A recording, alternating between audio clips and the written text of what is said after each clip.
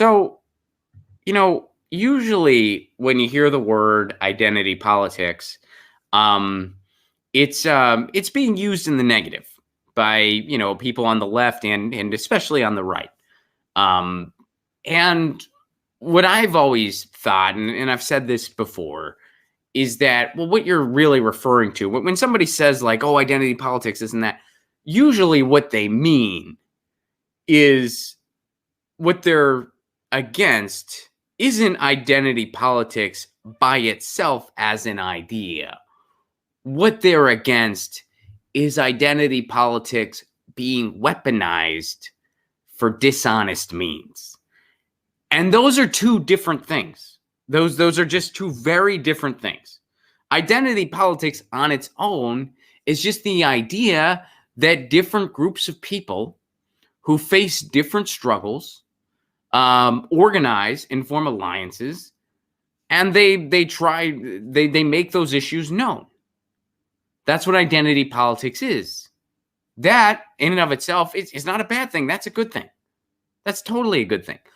The bad thing is identity politics being weaponized for dishonest means. And that's when you see things like, hey, this person is black or this person is whatever, and they just represent what the establishment wants. They don't represent what you want. But let's ignore that part. Let's ignore that part. And if you criticize Pete Buttigieg, it's because you're homophobic. I mean, I know someone tried to tweet that recently. There was, and I forget who it was, but it went pretty viral on the Twitter where they were just like, how are you not inspired that a gay person has made it this far? And a bunch of gay people responded and were like, you know what? I'm not inspired because just because he's gay doesn't mean he's a good candidate. And he's actually a terrible candidate, and I'm not supporting him. They were like, a lot of people were like, look, just because. So you get the idea. I don't need to explain it anymore. But here's an interesting article by a woman named Barbara Smith. I helped coin the term identity politics. I'm endorsing Bernie Sanders. I support Sanders because I believe his campaign is currently the best hope for helping marginalized Americans. In 1977, this is from the article, I co-authored the Combahee River Collective Statement, a document that emphasized the overlapping forms of economic and social oppression faced by Black women. The Combahee Statement coined the term identity politics. This was in 1977. And it was instrumental in pushing the international left and other political movements to understand inequality as a structural and intersectional phenomenon which affects oppressed groups differently. So that's what identity politics actually is. That's what it's intended for. Different oppressed groups, face different types of oppression differently, and they try to have those points of view represented. Those ideas continue to reverberate today. I am often disheartened, however, to see support for identity politics and intersectionality reduced to buzzwords.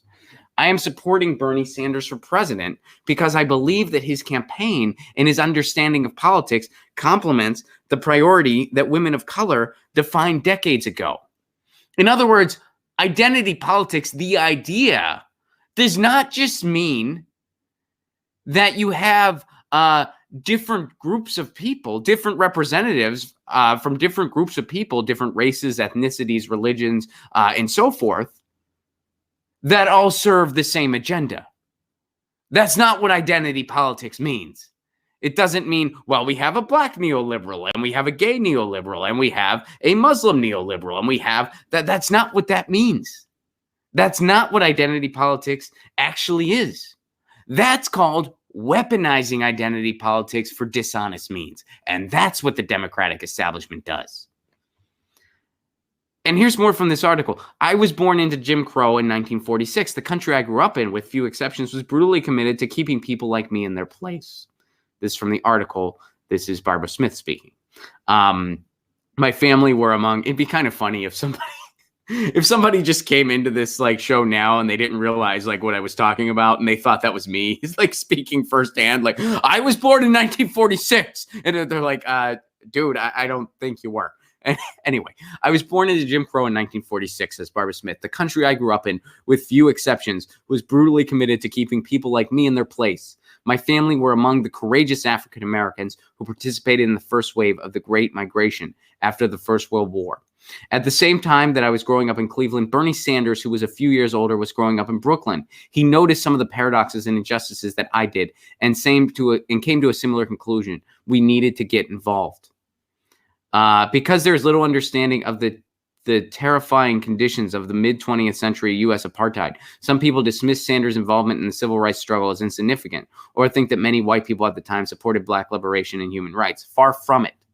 I support Sanders because, unlike most people of his generation, he decided as a young person to challenge Jim Crow.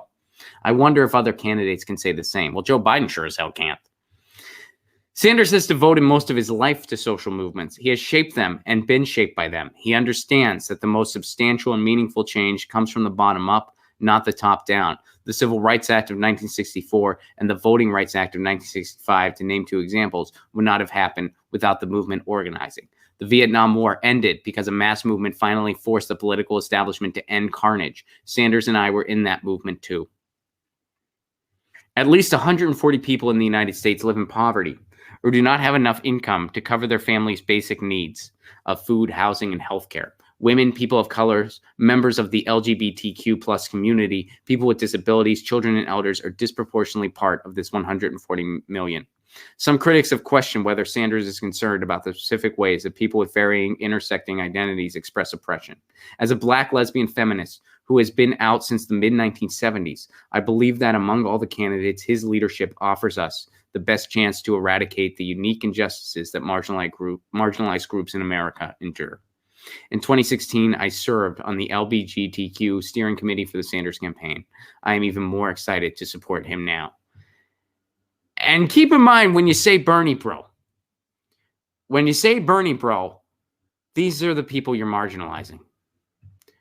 You're marginalizing the Barbara Smiths of the world.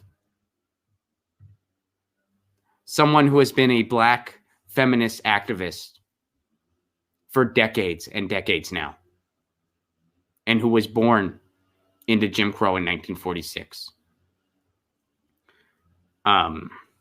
I mean, I get it. I mean, if anyone, meets the Bernie bro stereotype, it's me. It's me. I totally get that. I am a punk rock loving lefty who enjoys hockey and is a white dude in glasses. I get it. But I'm not the only person that supports Bernie Sanders. Far from it. Far from it. This is a really powerful article, and I think it's a really important article as we go about the discussions we have in society. And here you have someone who's like, hey, man, this is what identity politics is. This is what we were fighting for. The stuff that they tell you in the corporate media, that's not what we were fighting for. We were not fighting for just a bunch of people serving neoliberal ideals. And some of them happen to not be white men, but they're still serving those same neoliberal ideals. That's not the point of identity politics. That's called weaponizing identity politics for dishonest means. So, very interesting piece. Very interesting piece. Shout out to Barbara Smith for writing that and for all of her work. Very cool. Get your news on with Ron. Don't you want to know what's going on? We're getting our news on today. Get your news on with Ron. Don't you want to know what's going on? We're getting our news on today. You can tweet me an article at Ron Placone. We'll go through it together and make